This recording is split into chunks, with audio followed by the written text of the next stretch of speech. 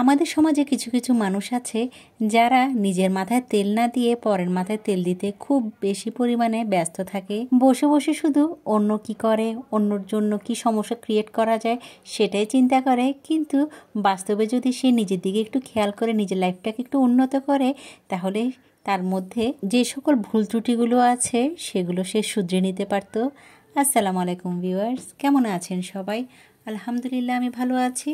আশা রাখছি যে যেখান থেকে আজকের আমার এই ব্লগটি দেখছেন সবাই ভালো আছেন, সুস্থ আছেন এবং নিরাপদে আছেন।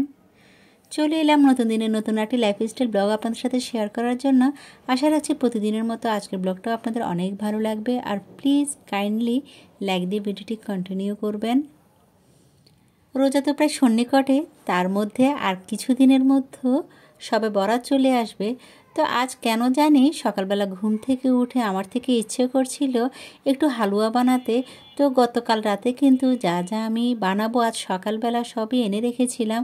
তো একে একে ভাবছি আমি আজ সবে বরাত উপলক্ষে কিছু সবে বরাতে যে সকল রেসিপিগুলো আছে, স্পেশালি যে সকল হালুয়াগুলো আছে সেগুলো আজ আমি একটু ট্রাই করব। তো ট্রাই করতে করতে আমার আপুদেরকেও কিন্তু আমি শেয়ার করব আমি এই সকল হালুয়াগুলো কিভাবে বানাচ্ছি। তবে আমার আপুরা এবং আন্টিরা অনেক বেশি পারদর্শী আমার থেকে। আমি শুধু সেগুলোই আপনাদের সাথে শেয়ার করি যেগুলো আমি আমার সংসারের কাজকর্মগুলোকে খুবই সহজভাবে করে সেগুলো আপনাদের সামনে রিপ্রেজেন্ট করে থাকি। এখানে কোনো রেসিপি শেয়ার করছি না, তবে আমিও কিন্তু অন্যর দেখা দেখি কিছু নিজের মতো করে ক্রিয়েট করার চেষ্টা করি। তবে সেটা কখনোই কিন্তু অন্যকে নকল করা নয়, নিজের মধ্যে এক ধরনের প্রতিভাটাকে বিকশিত করা। তো কিছুদিন আগে আমি দেখলাম একটি সুজির হালুয়া যখন বানাচ্ছিল, সেখানে চিনিকে ক্যারামেল দিয়ে এবং দুধ দিয়ে মিক্স করে ক্যারামেল রেডি করে তারপরে সুজির মধ্যে দিয়েছিল। তো আমি তো এর আগে কখনো সুজি এভাবে করিনি, তো ভাবলাম আজ আমি এভাবেই করি। সত্যি বলছি, আমি যখন এই জিনিসটা রেডি করে খেয়েছিলাম আলহামদুলিল্লাহ এতই ভালো লেগেছিল। অনেক দিন পর একটি ইউনিক নাস্তা বানাতে পেরে আমার থেকে বেশ ভালো লেগেছে। প্রতিবারই তো সুজির যে নাস্তাটা আমি বানাই সেটা তো আমি আমার মতো করে দুধ এবং পানি দিয়ে বানিয়ে থাকি, চিনি দিয়ে, কিন্তু ক্যারামেল রেডি করে এর আগে আর কখনোই সুজি বানানো হয়নি। তো উপর দিয়ে একটু সুন্দর করে কিশমিশ দিয়ে একটু গার্নিশিং করে একটু ফ্রিজে রেখেছি। ভাবছি আজ সকালবেলা এই নাস্তা দিয়ে আমাদের সকালবেলাটা পরিবারের সবাই মিলে একসাথে খাবো। কারণ অনেক দিন হলো আমি সুজি দিয়ে পরোটা খাই না, তার উপরে আমার অনেক দিন ধরে ইচ্ছেও করছিল সুজি দিয়ে পরোটা খেতে। তো যে চিন্তা সেই কাজ করেও ফেলছি। এদিক দিয়ে গরম গরম পরোটাটা বানানোর জন্য পরিবারের সবাই মিলে আজ আমরা একসাথে এই পরোটাটা দিয়ে সুজি দিয়ে খাবো। গত কিছুদিন আগে আমি যে রুটি বানিয়ে সকালবেলা একটা ব্রেকফাস্ট দেখিয়েছি, হঠাৎ করে আমাকে একজন আপু কমেন্ট করেছিল, আপনি যে রুটিটা বানিয়েছেন সেটার ময়ামটা তো আপনি ঠিকমতো করতে পারেননি, যার কারণে রুটিটা খুব একটা সুন্দর হয়নি। আমিও খেয়াল করেছি আসলে হুড়াহুড়ি করে ছেলেদেরকে যখন সকালে নাস্তা বানাতে যাই, স্পেশালি যেদিন ছেলেদের স্কুল থাকে, তখন তো কিসের উপরে যে আমাদের মায়েদের অবস্থা কি হয়ে যায় সেটা তো আমরা যারা মারা আছি সেটা তো খুব ভালো করেই জানি। তো যার কারণে আমার রুটির যে ময়ামটা সেটা আমি হুড়োহুড়ি করে করাতে ঠিকমতো আমার রুটির যে চারপাশটা সে একটু ফেটে গিয়েছিল। তো এদিক দিয়ে আমি যে সুজিটা রেডি করেছি সেটাও ফ্রিজ থেকে বের করেছি, চা রেডি করেছি, আর পরোটাটাও ছেঁকে দিয়েছি, আর সে সাথে ডিম পোচ করে আমরা পরিবারের সকল সদস্যরা একসাথে সকালবেলার ব্রেকফাস্টটা করে নিচ্ছি। ওই যে শুরুতে বলেছি আমরা কিন্তু অন্যের দুষ্টুটি ধরতে খুব বেশি পারদর্শী। তো সামান্য একটু রুটিটা একটু দেখতে অসুন্দর হওয়াতে আমার ভুল ত্রুটি কিন্তু তারা দেখিয়ে দিয়েছিল। কিন্তু এই জিনিসটি আমি কোনোভাবে নেগেটিভভাবে নিই নাই, কারণ এই জিনিসটা আমি পজিটিভলি নিয়েছি।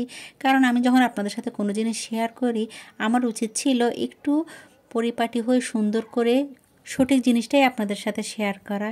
তো পরবর্তীতে নিজের ভুলটা হয়তো নিজে বুঝতে পেরেছি। তো আপুকে তো আমি সুন্দর করে রিপ্লাই করে দিয়েছিলাম। তো এদিক দিয়ে সকালবেলা ব্রেকফাস্ট করে ওই যে গতকাল রাতে মাথায় ঘুরছিল একটু সুজির হালুয়া, গাজরের হালুয়া এবং বুটের ডালের হালুয়া বানাবো, সেজন্য নাস্তা করে কিন্তু আমি আর এক মুহূর্ত রেস্ট নিই নাই। সাথে সাথে কিচেনে এসে সকল ক্লিনিংয়ের কাজগুলো শেষ করে আমি এই হালুয়াগুলো বানাতে চলে এসেছি। তো তাড়াতাড়ি করে একের পর এক সকল হালুয়াগুলো বানাচ্ছি। আমি এখানে ঝটপটভাবেই করে ফেলছি। আমি জানি না আপুদের সাথে আমি ঠিক পারফেক্টলি কিভাবে এই জিনিসটা শেয়ার করব। আর হুড়োহুড়ি করে কোনো কাজ করলে আমার থেকে কেন জানি মনে হয় হয়তো এর মধ্যে ভুল ত্রুটি হতে পারে। তো অনেকটা সময় নিয়ে আমি এই হালুয়াগুলো বানাচ্ছি। শীতকাল আসলে তো গাজরটা অ্যাভেলেবেল পাওয়া যায় আর দামটাও একটু কম থাকে। তো যখন একটু বেশি করে গাজর এনেছে আমি ভাবলাম আজ একটু গাজরের হালুয়া করি। অনেক দিন হলো আমি গাজরের হালুয়া করি না, তবে আজ আমি গাজরের হালুয়া এটি ব্লেন্ডারে ব্লেন্ড করে তারপরে করছি।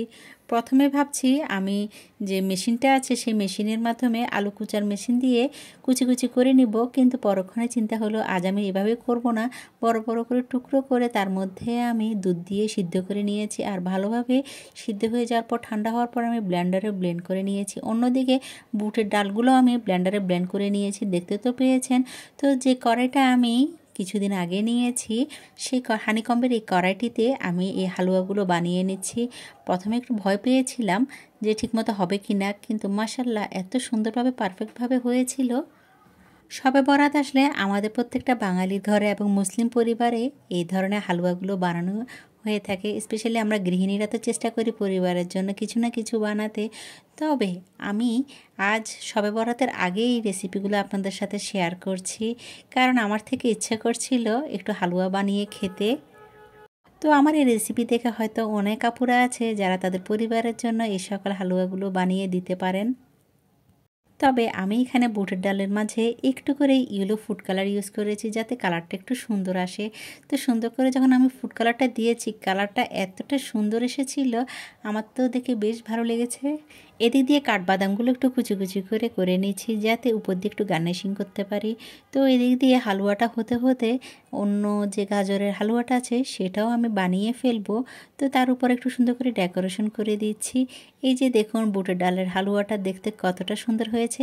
একটু স্প্যাচুলা দিয়ে একটু চেপে চেপে দিচ্ছি যাতে এটি সুন্দরভাবে সেট হয়ে বসে যায়। গরম অবস্থায় যদি এই কাজটা আমি না করি তাহলে পরবর্তীতে করতে আমার থেকে ঝামেলা হয়ে যাবে। আর যে গাজরের হালুয়াটা করছি সেটাও আমি হানিকম্বের কড়াইয়ের মাঝে করে ফেলছি। হালুয়াটা প্রথমে যে যে বুটের ডালের হালুয়াটা করেছি সেটা তো এত সুন্দরভাবে হয়েছে, এটাও কিন্তু খুব সুন্দরভাবে হয়েছিল। গত 3 থেকে 4 দিন আমি এত ব্যস্ততায় সময় কাটাচ্ছি। স্পেশালি আমি আমার প্রত্যেকটা আপুর ব্লগ দেখছি, কিন্তু আমি একজনকেও কমেন্ট করিনি। এর একটি কারণ হলো আমি যখন খুব ব্যস্ত থাকি তখনই কিন্তু আপুদের ব্লগগুলো চালিয়ে দেখি। সে সময় হয়তো হাত ব্যস্ত থাকে বা সে সময় আমি কাজে এমনভাবে প্রেশার থাকে যে আপুদেরকে যদি একটু গঠনমূলক কমেন্ট করতে না পারি আমার থেকে ভালো লাগে না। আমি অন্যদের মতো এই যে ভালো লেগেছে, দেখে খুব ভালো লাগলো, মাশাআল্লাহ, অসাধারণ, এসব জিনিসগুলো আমি খুব একটা লিখতে পারি না। কারণ আমি মনে করি একজন কন্টেন্ট ক্রিয়েটর হিসেবে যদি আমি কোনো আপুর ব্লগ দেখি কোনো ভালো লাগে তাহলে তাকে একটি গঠনমূলক কমেন্ট করা উচিত। কারণ প্রত্যেকটা ব্লগের পিছনে কি পরিমাণ পরিশ্রম সেটা আমরা ব্লগাররা কিন্তু খুব ভালো করে জানি। আমি জানি আমার অনেক প্রিয় আপু আছে আমার উপর রাগ এখনও, কিন্তু আমাকে আসলে একটু মাফ করবেন কারণ আমি কয়েকদিন এত ব্যস্ত ছিলাম। স্পেশালি আমার সংসারের কাজ, তারপরে ছেলেদেরকে লেখাপড়া করানো, অন্যদিকে আমার ছেলেদের স্কুলে স্পোর্টস চলছে। তো হুড়াহুড়ি কাজ করতে করতে আমি আর কোনো কাজে মন বসাতে পারছিলাম না। তো এদিক দিয়ে আমার গাজরের হালুয়াটা হয়ে যাওয়ার পরে তার উপরে আমি বাদাম এবং কিশমিশ দিয়ে একটু ডেকোরেশন করে নিয়েছি। আর দেওয়ার পরে যখন ঠান্ডা হয়েছিল মাশাআল্লাহ খেতে এতই ভালো লেগেছে। তো ভাবলাম আপনাদের সামনে একটু সুন্দর করে রিপ্রেজেন্ট করি আমার সেই বানানো হালুয়াগুলো। একটি হলো বুটের ডালের হালুয়া ও অন্যটি হলো গাজরের হালুয়া। সুজির যে হালুয়াটা বানিয়েছি সেটা তো সকালবেলায় ফিনিশ করে ফেলেছি, তো অবশিষ্ট আর তেমন কিছুই ছিল না। তবে একবার ভেবেছি সুজির হালুয়াটা আবার বানাবো, কিন্তু আমার থেকে কোনোভাবেই এনার্জি ছিল না আবার সুজির হালুয়া বানানোর জন্য। তো এদিক দিয়ে একটু কেটে রাখছি যাতে ছেলেরা যখন খুঁজবে তাদেরকে আমি একটা বাইট তুলে দিতে পারি। তো এদিক দিয়ে সেদিন তো চলে গিয়েছিল, পরদিন সকালবেলা আমার হেল্পিং হ্যান্ড আপা যখন এসেছিল তো তাকে দিয়ে আমি আমার কিচেনের আরএফএল বেস্ট বাই থেকে যে সকল কিচেন র্যাকগুলো নিয়েছি সেগুলো ভালোভাবে ক্লিন করে নিচ্ছি। একে তো সামনে ঈদ, তার উপরে রোজা, তো রোজার রেখে তো এই সকল জিনিসগুলো ক্লিন করতে অনেক কষ্ট হয়ে যাবে। সেজন্য হাতে যে সময়টা ছিল এই সময়ের মাঝে আমি আমার রান্নাঘরটা পুরোটাই ডিপ ক্লিন করে নিয়েছিলাম। শুধু এই জিনিসগুলো বেশ ময়লা হয়ে গিয়েছিল। অপর পাশটা তো আমি প্রতিদিনই ক্লিন করি, শুধু কিচেনের এই র্যাকগুলো ক্লিন করতে বেশ কষ্ট, সেজন্য আপাকে নিয়ে আমি এই জিনিসগুলো ভালোভাবে ক্লিন করে ফেলেছি। আর এখন ভালোভাবে মুছে আমি আমার কিচেনটা এই সকল র্যাকগুলো নতুন করে আবার অর্গানাইজ করে নিচ্ছি। এখানে আমি যা যা রাখি সব সময় সেগুলো দিয়ে সুন্দর করে গুছিয়ে রাখছি। রোজার আগে এই সকল ক্লিনিংয়ের কাজগুলো যদি একটু করে নেওয়া যায়, রোজার সময় কিন্তু খুব একটা কষ্ট হয় না। তার উপর তো আছেই, একজন পরিষ্কার গৃহিণী যদি হয়ে থাকেন তাহলে তো আর কোনো কথাই নেই, সারাদিন কাজ আর কাজ। ওই যে বলেছি এত ব্যস্ত ছিলাম আমি, কিন্তু এই যে কাজগুলো যখন করছিলাম তখনও কিন্তু আমি এক মুহূর্ত বসে থাকিনি। একটির পর একটি কাজ শেষ করে আপনাদের সাথে আমি শেয়ার করছি আমি কিভাবে কিচেন র্যাকগুলো গুছিয়ে নিয়েছি। এটা কি যে সকল আলু আর পেঁয়াজ ছিল সেগুলো আমি একটু ঝুড়িতে নিয়ে নিয়েছি। ঘরের প্রায় বাজার শেষ হয়ে গিয়েছিল। সন্ধ্যার পরেই আদিলের বাবা যাবে মাসিক বাজার করে আনার জন্য। তার উপরে রোজার বাজার সবগুলো একটু করতে গেলে একটু সময় লাগবে। তো সবগুলো যখন বাজার আনবে পরবর্তী ব্লগে আমি আপনাদের সাথে শেয়ার করব রোজার পূর্ব প্রস্তুতিগুলো।